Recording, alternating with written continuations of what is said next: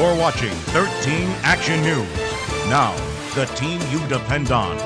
Diane Larson, Lee Conklin, and meteorologist Stan Stachak with your first alert forecast. This is 13 Action News at 5. Welcome to 13 ABC's Political Debate, starring Logan Magenta and Josh Bradbury. Today, we will be discussing gun control and whether the federal government's policy on gun control is effective in reducing gun violence and if background checks have helped.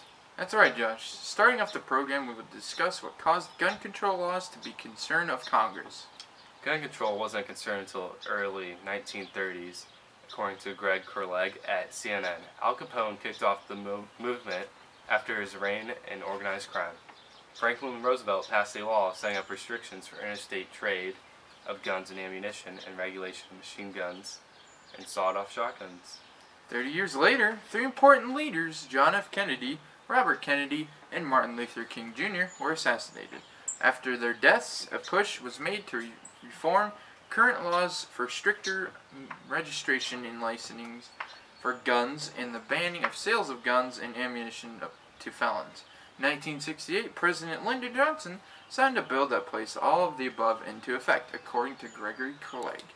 And don't forget, after Reagan's attempted assassination, he also helped increase gun control by signing the Firearms Owners Protection Act, which bans all fully automatic weapons from being sold, according to thinkprogress.org. Lastly, in 1993, Bill Clinton signed the Brady gun law, which put background checks in place for all federally licensed dealers, according to Greg Kurleg. Moving forward, school shootings have also been played an important role in the discussion of new gun laws. For example, after the Sandy Hook shooting, President Obama called for more gun regulation to protect our children. Yep. And next on our list is terrorist attacks. The recent San Bernardino shooting brings up discussion about our current gun laws. According to Rich Lowry, the couple in the shooting bought their guns from a federally licensed dealer and did not go to a gun show. After the shooting, Obama called for bans on powerful assault weapons such as the AR-15 used by the couple.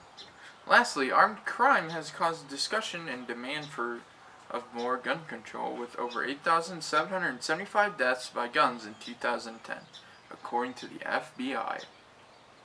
Moving on, we will next discuss the types of laws that are currently in effect that increase gun control. According to SmartGunLaws.com, the Brady Law requires background checks on all firearms purchased in federally licensed stores. If the check is not passed, the customer cannot purchase the gun. Also, there's the Undetectable Firearms Act, which bans all guns that don't contain enough metal to be detected by a metal detector, according to Rebecca Deck.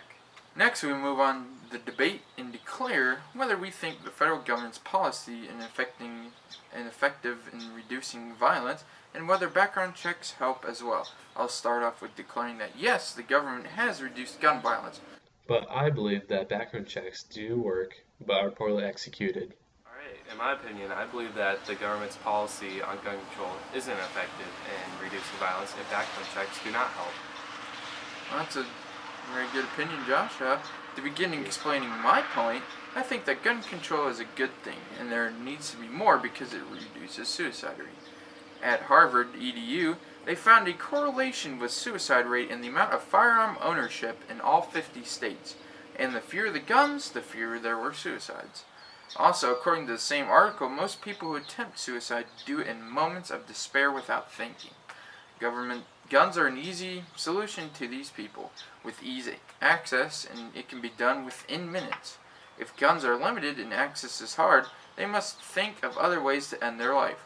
With the extra time, the feelings of despair are small and usually pass, and they don't end up committing suicide. That's a good point, but I believe gun control is actually ineffective for a few reasons. First of all, Canada started implementing gun control laws in 1977.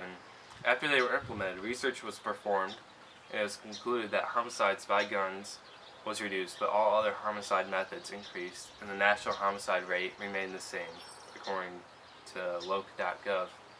That's a very good point, Josh, but I would like to mention as well that when a person uses a gun, it kills a person much more effective. compared to most other methods of homicide, thus increasing that number. In fact, as I stated before, 8,775 of the 12,996 homicides in 2010 were committed with firearms. Also, according to the FBI and Statistics Canada, there are 4.8 murders per 100,000 people in the United States, while in Canada that number is 1.62 per 100,000 people, which is direct proof because of Canada's strict gun laws. That's another good point, Logan, but I'd like to point out one more reason why I still stand my ground.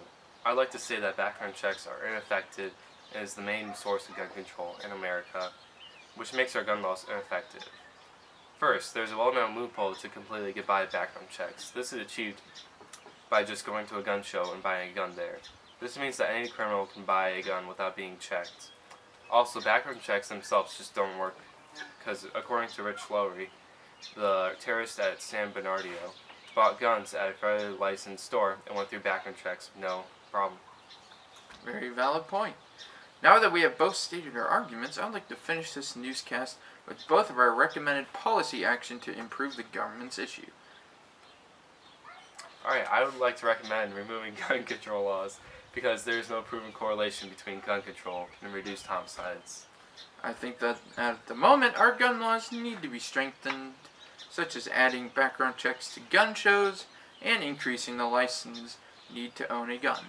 Alright, and thank you for joining us today on 13 ABC's Political Debate, and stay tuned for next week's edition of the Political Debate.